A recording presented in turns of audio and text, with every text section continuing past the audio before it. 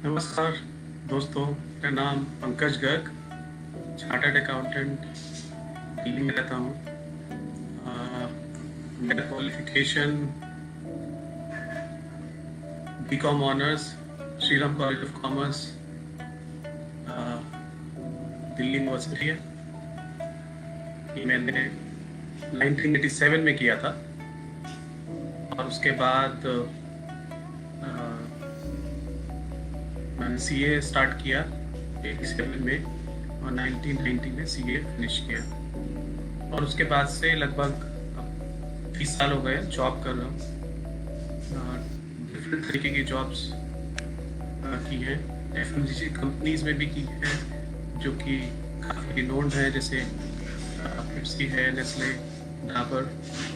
और उसके बाद करीब लास्ट 10 सालों से इंफ्रास्ट्रक्चर कंपनीज भी हूँ, जैसे सीमेंट में Jindal steel and power limited, Kalia cement, इस तरह की कंपनीज में मैं काम कर रहा हूँ। And finally I have reached the position of, उसके बाद मैं CFO भी बन गया हूँ। पिछले करीब 4 साल से चीफ फाइनेंशियल ऑफिसर, जिसको हम बोलते हैं हिंदी में प्रमुख अफसर बोलते हैं, but popularly known as CFO। शुरुआत करूंगा, जब मैं पढ़ता था तो मैं एक स्टूडेंट या पढ़ाकू बच्चा बोल सकते हैं आप मुझे। और स्कूल में हमेशा अच्छे नंबरों से पास होना, और स्पेशली जब 10+2 आया तो 10+2 में मेरा रुझान जो है वो कॉमर्स की तरफ गया। 11th में मैंने 11th में कॉमर्स ऑप्ट किया, क्योंकि हमारे परिवार में सभी लोग इंजीनियरिंग की तरफ रुझान था। बड़े भैया का, हमारे जो कजन्स हैं उनका भी, बट फिर भी मैंने कॉमर्स की तरफ रुझान किया। और 12th में मेरे बहुत अच्छे मार्क्स आए। अकाउंट्स में मैं टॉपर था, गोल्ड मेडलिस्ट था। और CBSE जो हम बोलते हैं, central board of secondary education में मैं मेरिट रैंक होल्डर भी था। उसके बेसिस पे हमारे हिंदुस्तान में सबसे जो बढ़िया कॉलेज है उसका नाम है Shriram college of commerce, Delhi university में है।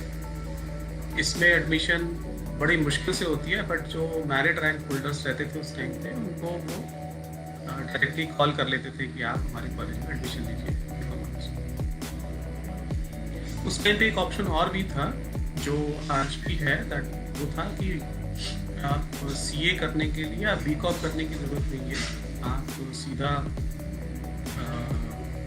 एडमिशन ले सकते हो by giving a entrance test. उस ज़माने में उसका नाम फाउंडेशन कोर्स था, और अभी भी शायद उसका नाम फाउंडेशन कोर्स ही है।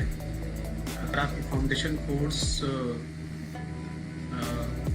इस्तेमाल करते हैं पहले, तो आप डायरेक्टली CA में भी जा सकते हैं, और BCom नहीं भी करना चाहें तो छोड़ सकते हैं उसको। अभी थोड़ा सा रूल्स थोड़े चेंज हो गए हैं।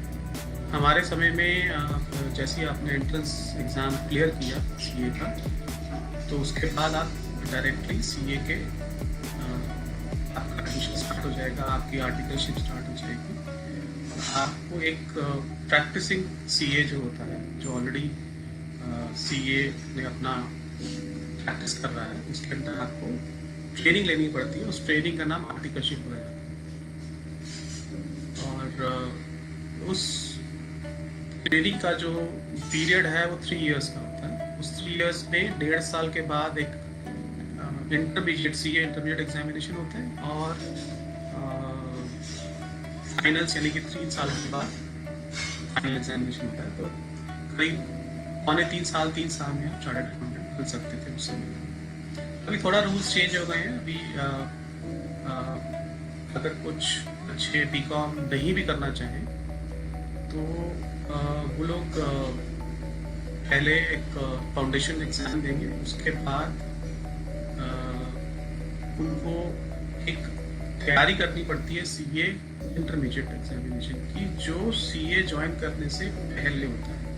यानी कि आपका स्टूडेंट्स का रजिस्ट्रेशन तो हो जाएगा, बट आपका एक्चुअल ट्रेनिंग स्टार्ट नहीं होगा, जिसको मैंने पहले दोहराया था कि 3 साल का जो ट्रेनिंग होता है, वो 3 साल का ट्रेनिंग जो है वो आपका स्टार्ट होगा सीए इंटरमीडिएट स्टार्ट होने के बाद।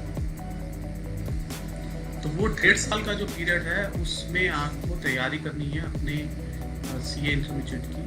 तो ये बहुत अच्छा कदम कहूँगा मैं हमारे इंस्टीट्यूट का, कि हमारे समय में काफ़ी तकलीफ होती थी, बिकॉज हम लोग पहले ट्रेनिंग लेते थे सीए के अंदर। उस ट्रेनिंग का जो दौरान था 8 से 9 घंटे हुआ था, उसके बाद समय नहीं मिलता था कि हम पढ़ने के लिए समय नहीं मिलता था। तो ज़्यादातर बच्चे सीए इंटरमीडिएट करने के लिए छुट्टियां लिया करते थे, 1 महीना 2 महीने की, और उसमें भी कई बार पास नहीं हो पाते, फेल हो जाते। तो उस कारण से सीए इंस्टीट्यूट ने अच्छा स्टेप लिया कि आप सीए की ट्रेनिंग स्टार्ट होने से पहले आप सीए का इंटरमीडिएट क्लियर कर लें। तो वो लगभग 1 से 1.5 साल लग जाता है +2 करने के बाद।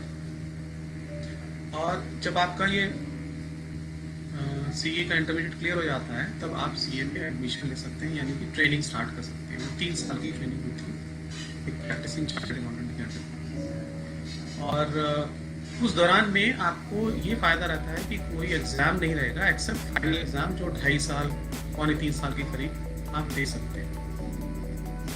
और अगर आपका एग्ज़ाम क्लियर हो जाता है तो आपको ट्रेनिंग कंप्लीट करनी होती है, और उस ट्रेनिंग को कंप्लीट करके देन आप कंप्लीट चार्टर्ड अकाउंटेंट बन जाते हैं। और उसके बाद आप जॉब एप्लीकेशन, हमारे समय में, यानी कि मैं बोल रहा हूँ ना 90 में 91 में, उस समय पे हमारे इंस्टीट्यूट का कोई रोल नहीं था कि सीए बनने के बाद आपको जॉब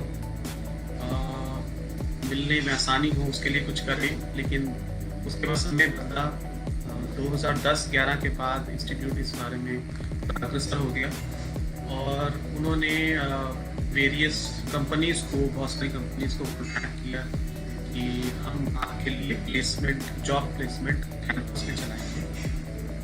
उसमें जो बच्चे सीए बनने के बाद जॉब करना चाहते हैं, तो वो उस पोर्टल में जाकर रजिस्टर करते हैं, और रजिस्टर करने के बाद उनको इंटरव्यू के लिए इंस्टीट्यूट के कैंपस में ही इंटरव्यूज होते हैं। और बहुत सारी कंपनीज जो हैं वो इन फ्रेश बच्चों को, जिनको अभी कोई एक्सपीरियंस नहीं है, एक्सेप्ट जो ट्रेनिंग वाला एक्सपीरियंस होता है, उसके बेस पे ले लेते हैं। और इस पर्टिकुलर आप ये भी शायद जानना चाहेंगे कि इसमें सैलरी क्या मिलती है। तो आई वुड से सैलरी अब अच्छी हो गई है काफ़ी। स्टार्टिंग सैलरी लगभग 7 लाख रुपए से स्टार्ट हो जाती है इसके अंदर, और जो अच्छे रैंक होल्डर्स होते हैं उनको 12 लाख से 15 लाख रुपए सैलरी की फर्स्ट जॉब में मिल जाती है। इससे पहले थोड़ा सा मैं आपको एक और गाइडेंस देना चाहूँगा कि हमारे समय में, यानी कि 90 में बीकॉम ऑनर्स की बहुत ज़्यादा वैल्यू नहीं हुआ करती थी, मतलब उसके बेसिस पे जॉब नहीं मिलती। लेकिन समय बदला है, दिल्ली यूनिवर्सिटी की वैल्यू फिर से बहुत ज़्यादा हो गई है। लास्ट 5 या 6 साल के अंदर ऐसा देखा गया है, आपने भी शायद न्यूज़पेपर्स में पढ़ा होगा, कि सिंपल बीकॉम करने के बाद भी जो दिल्ली यूनिवर्सिटी से करते हैं, अच्छे कॉलेज से करते हैं, अच्छे नंबरों से पास होते हैं, उनके लिए कैंपस में ही इंटरव्यू लेने के लिए कंपनीज आ रही हैं। स्पेशली मैं अपने कॉलेज की बात करना चाहूँगा, श्रीराम कॉलेज ऑफ कॉमर्स की। वहाँ पे बहुत सारे कॉर्पोरेट्स लाइन अप करके खड़े रहते हैं कि हमें बीकॉम ऑनर्स ही चाहिए फ्रॉम ए गुड कॉलेज। उनको ऐसा लगता है कि जिसने श्रीराम कॉलेज ऑफ कॉमर्स या दिल्ली यूनिवर्सिटी में एडमिशन दे लिया है, वो बच्चा बहुत इंटेलिजेंट रहा होगा 12th में भी, और बीकॉम में बेस्ड ऑन द मार्क्स, और उसके बेसिस पे भी बहुत सारे कंपनीज उनको जॉब ऑफर देती हैं। और आपको विश्वास नहीं होगा, जॉब ऑफर्स 5 से 6 लाख रुपए से लेकर और 15 लाख रुपए तक की भी जॉब ऑफर्स मिली। उसके अलावा एक हमारे कॉलेज में एक और कोर्स था, ऑल्दो मेरा वो विषय नहीं रहा है, बट यहाँ पे मैं मेंशन करना चाहूँगा कि उस पर्टिकुलर कोर्स का नाम है बीए इकोनॉमिक ऑनर्स। अगर आप बीए इकोनॉमिक ऑनर्स करते हैं तो उसकी जो वैल्यू है, मतलब मार्केट वैल्यू या जॉब की वैल्यू बीकॉम ऑनर्स से भी ज़्यादा वैल्यू है। क्यों है उसका कारण भी बताना चाहूँगा आपको। उसका कारण ये है कि बहुत सारे फाइनेंशियल इंस्टीट्यूशंस हैं या बैंक्स हैं या नॉन बैंकिंग फाइनेंस कंपनीज हैं हिंदुस्तान में, उनको इकोनॉमिस्ट चाहिए जो हमारे कंट्री के बारे में बता सके, प्रिडिक्ट कर सके कि हमारे इकोनॉमी किस डायरेक्शन में मूव कर रही है, हमें किस तरह का बिजनेस ऑफर करना चाहिए, या ये पर्टिकुलर एरिया हम पीछे छूट रहे हैं। तो बिजनेस इकोनॉमिक्स के बारे में ये जो कोर्स है, जिसको हम बीए यानी कि bachelor of arts / economic honours, ये बड़ा इम्पोर्टेंट हो गया। इसमें दिल्ली में 2 बड़े आई वुड से कि 4 या 5 कॉलेजेस हैं जिसमें काफ़ी अच्छा बच्चों का रुझान देखा गया है। एक तो मैंने अपना ही कॉलेज का नाम दिया है, श्रीराम कॉलेज ऑफ कॉमर्स। एक दूसरा है lady Shriram college of commerce, lady Shriram college, उसके भी बीए इकोनॉमिक्स बड़ा इम्पोर्टेंट है। सेंट स्टीफेंस कॉलेज है जिसका बीए इकोनॉमिक्स बहुत इम्पोर्टेंट है। एंड देन उसके अलावा हिंदू कॉलेज। इन सब कॉलेजेस में अगर आप बीए इकोनॉमिक ऑनर्स किया है तो उनकी वैल्यू मार्केट में आपको विश्वास नहीं होगा। उसकी वैल्यू स्टार्टिंग सैलरी 15 लाख रुपए से लेकर 35 लाख रुपए की सैलरी। आप सोचेंगे कि ये एडमिशन कैसे लिया जाए इन कोर्सेज में, तो इसका सिर्फ एक ही कुंजी है, वो है कि आपको 10+2 के अंदर मार्क्स जो लेके आना है वो कम से कम 97-98% मार्क्स होने चाहिए। उससे कम में दिल्ली यूनिवर्सिटी के अच्छे कॉलेज में एडमिशन नहीं हुआ। अब आप सोचेंगे काफ़ी बच्चे ऐसे होंगे कि जो इस पर्टिकुलर रेंज पे नहीं आ पाएंगे, 97, 98, 99% में नहीं आ पाएंगे, तो उनके लिए मैं ये सजेस्ट करूँगा कि आप अगर सीए का फाउंडेशन कोर्स कर सकते हैं तो आप 12th करने के बाद लगभग 4.5 साल में चार्टर्ड अकाउंटेंट बन सकते हैं। दूसरा फायदा क्या है सीए बनने का कि इसमें जो एंट्रेंस टेस्ट है या उसकी जो फीस है, उसके जो इंटरमीडिएट है या कोई भी जितने भी रजिस्ट्रेशन फीस, एडमिशन फीस है, वो बहुत कम है क्योंकि it is run by government of India. जो institute of chartered accountants of India है, ये एक्ट बना था बाय पार्लियामेंट और इसमें कोई भी फीस बहुत ज़्यादा नहीं है, बहुत अफोर्डेबल है। पूरा कोर्स अभी मुझे इतना मालूम नहीं है कि अभी क्या फीस चलती है, बट बहुत ज़्यादा फीस नहीं है। It can be compare to, आप किसी भी अपने कॉलेज से कंपेयर कर सकते हैं जो बीकॉम कर रहे हैं, बीए कर रहे हैं, बीएससी कर रहे हैं, तो बहुत ज़्यादा फीस नहीं है। तो ये मैं सभी बच्चों के लिए प्रेस्पेक्ट करूँगा जो कॉमर्स स्ट्रीम में आते हैं, अगर वो सीए करें तो उसका वैल्यू है, इम्पोर्टेंस है। काफ़ी बच्चे का रुझान देखा गया आजकल कि भाई वो एमबीए की तरफ चाहते हैं। तो मेरा सजेशन ये है कि एमबीए इस टाइम पे हमारे हिंदुस्तान में इतने ज़्यादा हैं, मिलियंस यानी कि 10 लाख एमबीए हो चुके हैं और हर गली कूचे के अंदर एमबीए के कॉलेजेस खुले हैं। तो उस कारण से उसकी वैल्यू जो है बहुत ज़्यादा नहीं रही है। जो अच्छे कॉलेजेस हैं जिनको हम आईएम बोलते हैं या दिल्ली यूनिवर्सिटी का faculty of management study, IT में भी आजकल एमबीए होने लगा है, उनसे अगर आप एमबीए में एडमिशन ले पाते हैं तो बहुत अच्छी बात है। लेकिन सभी एमबीए इंस्टीट्यूट्स के अंदर जो फीस है वो 20 लाख से लेके और लगभग 40 लाख रुपए तक की फीस है, जो मुझे लगता है कि बहुत बहुत ज़्यादा है। और ऑल्दो उसके बाद जॉब ऑफर्स बहुत अच्छे मिलते हैं बच्चों को। ये तो मैं हो गया अपने एजुकेशन के बारे में सभी बच्चों को मैं जो बताना चाहता था। मैं उसके अलावा आपको थोड़ा सा अपने करियर जर्नी के बारे में भी बताऊंगा।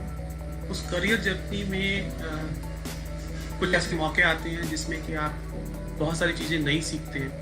जैसे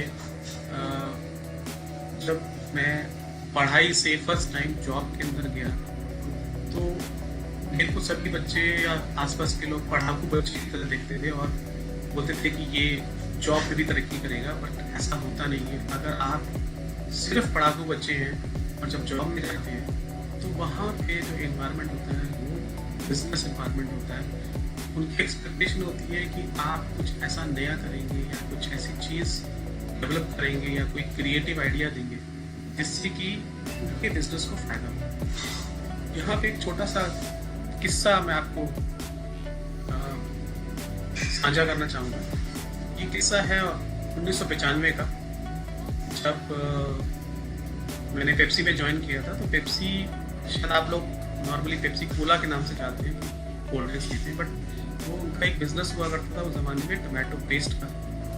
उस टमाटो पेस्ट को बनाने के लिए फार्मर्स से उनको टमाटोज को कलेक्ट करना था। फार्मर्स हमारे प्लांट में टमाटोज को डिलीवर करने आते थे।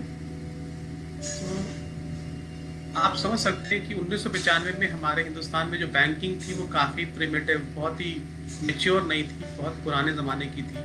डिमांड ड्राफ्ट हुआ करते थे, चेक्स हुआ करते थे और काफ़ी ज़्यादा काम डिमांड ड्राफ्ट में हुआ करता था। आजकल तो आरटीजीएस और ये सब आ गया है।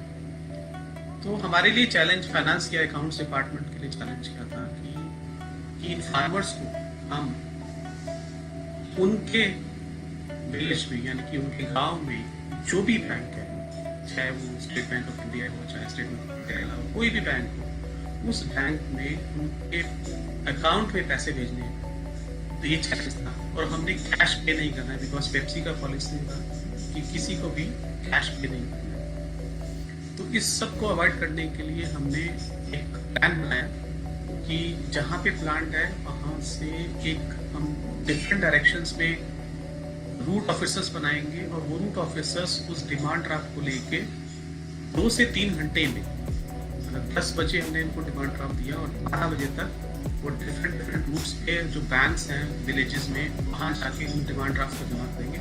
साथ में एक लिस्ट ऑफ फार्मर्स होगा और उस लिस्ट ऑफ फार्मर्स के हिसाब से जैसे सैलरी क्रेडिट होता है उसी तरह से वो उन फार्मर्स के अकाउंट में क्रेडिट कर देंगे और वहाँ से हमें फ़ोन करेंगे कि हमने बैंक में इनका अकाउंट क्रेडिट करा। तो आप समझ सकते हैं कि हमने 1995 के अंदर ऐसा काम किए जो 94 और 95 में जिसको कोई सोच भी नहीं सकता था कि हम ऑलमोस्ट ऑनलाइन हर एक फार्मर को उसके विलेज में पेमेंट करेंगे। उस सिर्फ इस क्रिएटिव अकाउंटिंग की वजह से पेप्सी के अंदर मुझे एक अवार्ड मिला, जिसको बोलते हैं वेल कंट्रोल्ड करके एक अवार्ड मिला मुझे। और उनका कहना था कि अगर आपने ऐसा नहीं सोचा होता तो फार्मर्स का हमारे ऊपर जो भरोसा है कम होता, बहुत कम होता, बिकॉज उनको विश्वास हमेशा होता है कि हम टमाटर लेके आपके प्लांट में आए,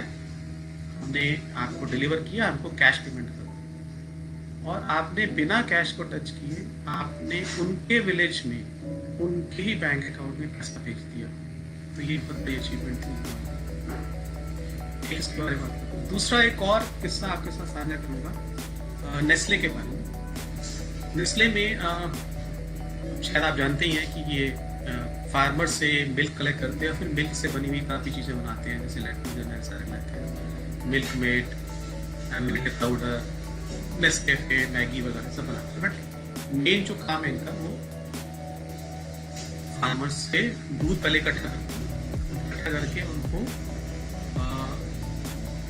वेरियस टैंक्स होते हैं, फिर उसमें से फैट कलेक्ट लेते हैं, ऐसे कलेक्ट कर लेते हैं। बेसिकली उसके अंदर 2 चीज़ें होती हैं, हम सब लोग जानते हैं, शायद हमारे गांव में भी हमने देखा होगा, सेपरेटा मशीन करके होती थी जिसमें हम फैट को अलग कर लेते थे, यानी घी अलग कर लेते थे और बाकी जो बच जाता था उसको सेपरेटा बोलते थे, बिना घी का दूध, और उसको हम फ्री में दे देते थे लोगों। बट यहाँ पे बड़ी इंटरेस्टिंग चीज़ है कि नेस्ले के अंदर ये उल्टा है।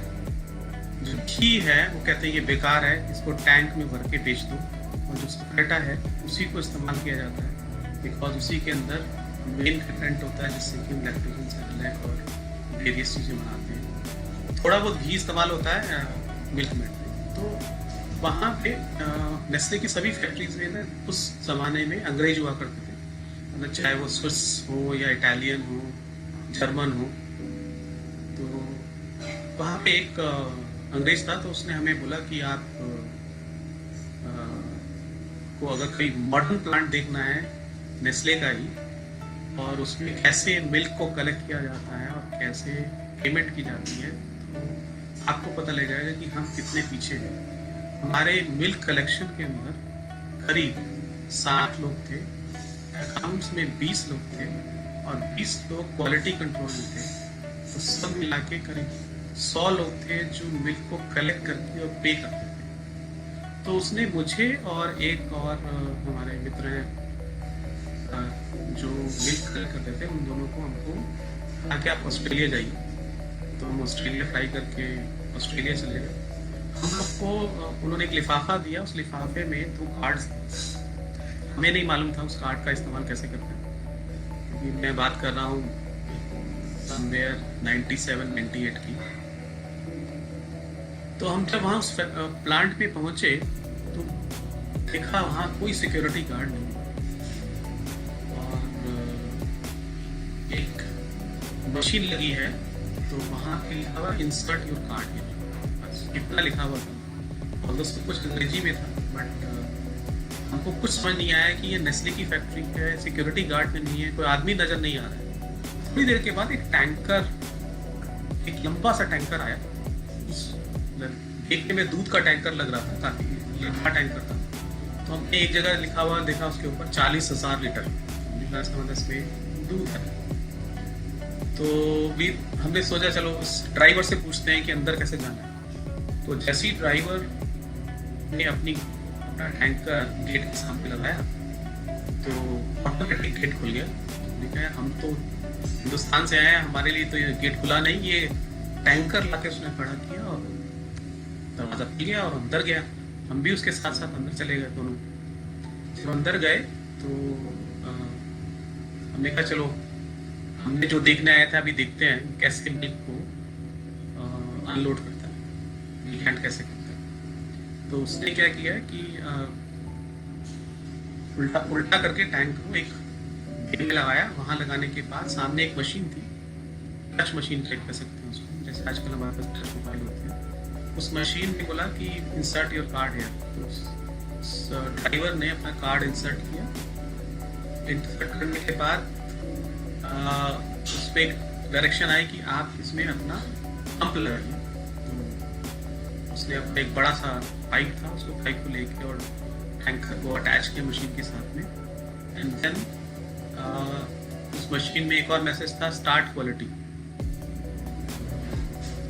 यस, क्वालिटी के लिए सैंपल उसी मशीन ने ऑटोमेटिक उसमें से सैंपल लिया।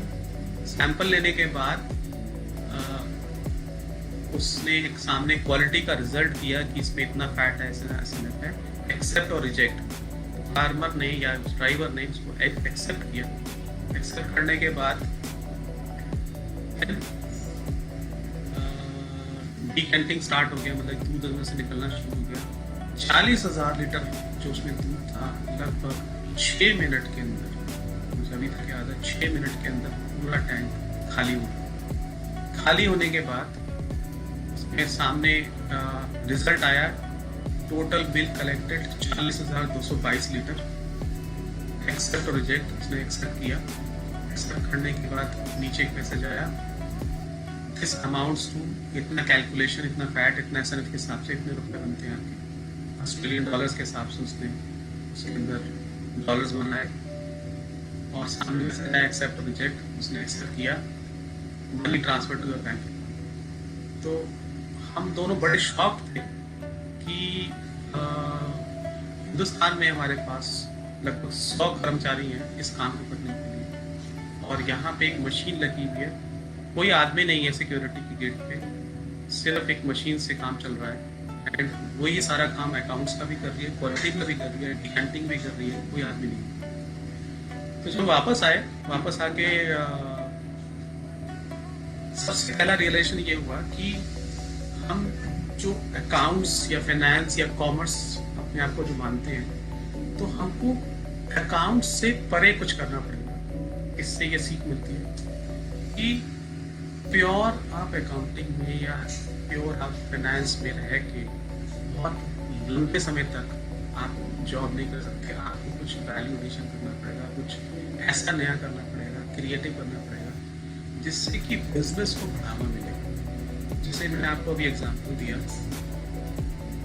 इससे पहला वाला, कि अगर आप अपने ही क्षेत्र में कुछ ऐसा नया करते हैं, और कहा जाता है कि अकाउंटिंग के अंदर ऐसा करना बड़ा मुश्किल होता है, तो आई वुड से कि मैंने तो ऐसा करने की कोशिश किया और हर कदम पे कोशिश किया। जहाँ जहाँ पे भी मैंने काम किया वहाँ पे कोशिश किया कि ऐसा कुछ किया जाए जिससे कि बिजनेस को बढ़ावा मिले। इसके एक एग्जांपल आपको देना चाहूँगा कि मेरा जब ट्रांसफ़र हुआ नेस्ले में, मद्रास में ट्रांसफ़र हो गया, मुझे सेल्स अकाउंटिंग में डाला गया था। तो मैंने सोचा इसमें भी हमें कुछ नया करना चाहिए। तो वहाँ पे आए दिन हमारे डीलर्स और डिस्ट्रीब्यूटर्स आते थे और बोलते थे कि वो आप सामान जो है महीने के अंत में बहुत ज़्यादा माल दे देते हो, हमसे दिखता नहीं है, और आपको अपनी सेल दिखानी होती है तो आप अपना ऐसे माल जानबूझ के हमको इन्वेस्ट कर देते हो। इन्वेस्ट करने से हमको पैसा भी देना पड़ता है, क्योंकि इसके पॉलिसी था कि पे ऑन डिलीवरी, जिससे आपको माल मिला आपको पैसा देना है। तो मेरे दिमाग में उसी टाइम पे आ गया कि ये मेरा ऑब्जेक्टिव है, कि ये एक प्रॉब्लम है कंपनी के अंदर, इसको कैसे सॉल्व किया जाए। तो मैंने इसके लिए एक नया सोल्यूशन निकाला। उसमें ये निकाला कि हर एक डीलर और डिस्ट्रीब्यूटर का एक जो कामकाजी फाइनेंस होते हैं, जिसको वर्किंग कैपिटल बोलते हैं, उसको फिक्स कर दिया कि आप हमारे प्रोडक्ट्स के अंदर 5 लाख 10 लाख 15 लाख रुपए ये अमाउंट पहले फिक्स कर लेते हैं, इतना अमाउंट आप हमारे स्टॉक्स पे अपने पास रखेंगे। अगर मान लीजिए आपका स्टॉक्स किसी कारण से कम हो जाते हैं, यानी कि आपने आज माल बेच दिया, तो नेस्ले इंटाइटल्ड होगा कि हम उतना ही माल आपको और देंगे। आपका फिक्स अगर हमने 10 लाख किया, 10 लाख ही आपके पास रहेगा। और इससे डिस्ट्रीब्यूटर्स को ये फायदा हुआ कि जो ओवर स्टॉकिंग करते थे सेल्स वाले, या माल ज़्यादा ले लो, तो वो बंद हो गया। दूसरा, हर रोज सामान जाने लगा, बिकॉज हर रोज सेल होती है, तो हर रोज डिस्ट्रीब्यूटर को हमने इनवॉइस करना शुरू कर दिया। तो स्टॉक लेवल्स धीरे धीरे हमारे नॉर्मलाइज हो गए। जो पहले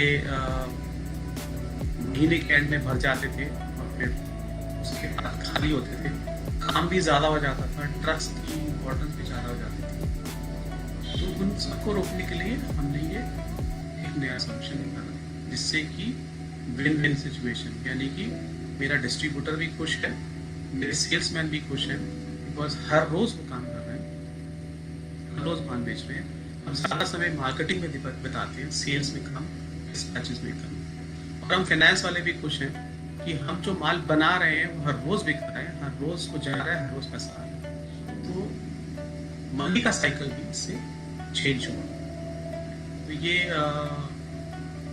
मैं कहूँगा कि इस तरह की सोच अगर आप अपने जब आप जॉब में जाएं, इस तरह की सोच रखेंगे कि मुझे कुछ ऐसा करना है जिससे कि बिजनेस को फायदा हो, तो शायद आप तेजी से तरक्की करेंगे और मुझसे भी तेजी से तरक्की करेंगे। ये मेरी आपसे आशा है। और सीए प्रोफेशन बहुत अच्छा प्रोफेशन है। मैं कहूँगा बल्कि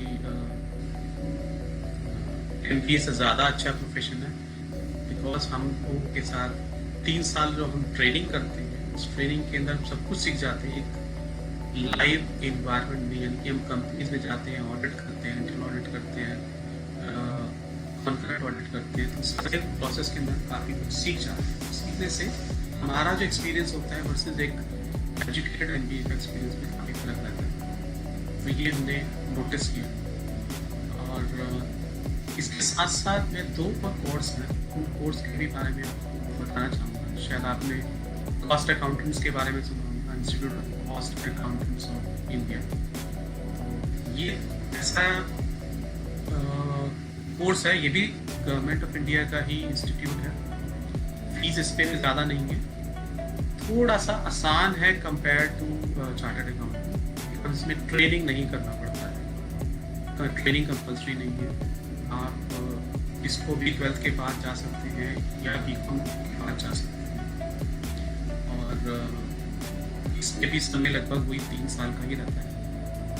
और इसके बेसिस पे जो जॉब्स हैं थोड़ी सी अंडर पेड जॉब्स आपको कम वाली जॉब मिलेगी कंपेयर टू चार्टर्ड अकाउंटेंट। तीसरा एक और कोर्स है जिसको थोड़ा सा हमसे हट किया, उसको बोलते हैं institute of company secretaries of India, CS बोलते हैं। तो अगर आप CS भी करना चाहते हैं तो CS के बच्चे जो कंपनीज में जाके कंपनी सेक्रेटरी बन जाते हैं, जैसे जैसे नई नई कंपनीज इंडिया में आती जा रही है, CS का रखना कंपल्सरी हो गया। बट इस कोर्स के अंदर जो सब्जेक्ट्स हैं वो थोड़े लीगल ज़्यादा है, मतलब it's a mixture of accounting and legal and commerce. तो मिक्सचर है ये थोड़ा, जैसे अपना CA का प्रोफेशन प्योर कॉमर्स और कॉस्ट अकाउंटिंग का थोड़ा कॉस्ट अकाउंटिंग के ऊपर फोकस ज़्यादा है, या मैनेजमेंट अकाउंटिंग के ऊपर फोकस ज़्यादा है। इसी तरह CS का फोकस लीगल यानी कि लॉज के ऊपर है, देन कंपनीज एक्ट के ऊपर है, थोड़ा सा फाइनेंस एंड अकाउंट्स और इकोनॉमिक्स में है। तो ये भी अच्छा प्रोफेशन है, लेकिन अगर हम जॉब के वैल्यू के हिसाब से देखेंगे तो पहला जो है वो CA रहेगा, फिर कॉस्ट अकाउंटेंट रहेगा, तीसरा CS रहेगा। तो सैलरीज भी अकॉर्डिंगली थोड़ा कम हो जाएगा। बट ऐसा माना गया है कि जो हमारे यहाँ, अभी तो ऐसा नहीं है, बट पुराने ज़माने में ऐसा था कि लड़कियाँ ज़्यादा करती थी CS को, बिकॉज CS के अंदर आपको जो जॉब मिलेगी वो ज़्यादातर अच्छे शहर में मिलेगी, दिल्ली, मुंबई, पुणे, अहमदाबाद।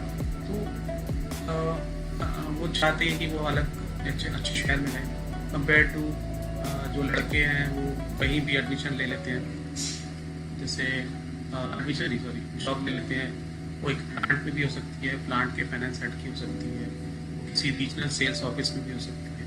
तो कंपेयर टू दिस CS में इस तरह के लोगों का रुझान है, जिसमें कि उनको एक अच्छे शहर में रहना है, वो लोग भी ज़्यादा करते हैं।